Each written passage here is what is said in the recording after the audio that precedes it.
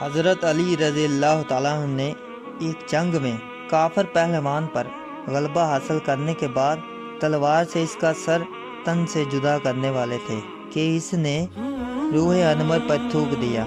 وہ روح جسے چومنے کے لیے اللہ کے ولی ترستے ہیں، جس کی مشتاق نبی اکرم صلی اللہ علیہ وسلم ہیں۔ کافر کے ایسا کرنے پر آپ رضی اللہ تعالیٰ نے اس کے قتل سے ہاتھ روک لیا۔ وہ کافر حیران شدار رہ گیا۔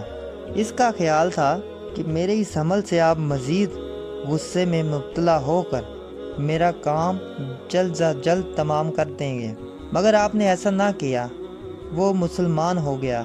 اس نے دریافت کیا کہ میرے اس عمل کے بعد آپ نے مجھے پر تلوار کیوں نہ چلائی؟ آپ نے فرمایا، میں تلوار حق کے تعالیٰ کے حکم سے اس کی خاطر اٹھاتا ہوں۔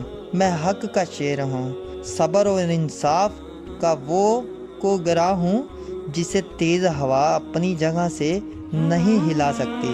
غصہ، شہود اور حرص کی ہوا مجھے جوش نہیں دے سکتی۔ تکبر، غرور اور خود سری کا بے علم پر اثر ہوتا ہے۔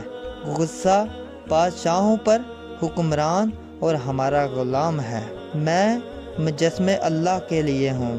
اخلاص عمل یہ ہے کہ ہر کام اللہ تعالیٰ کی رضا کے لیے ہو اور کسی کام میں انسان کی ہوا ہوس کا دخل نہ ہو۔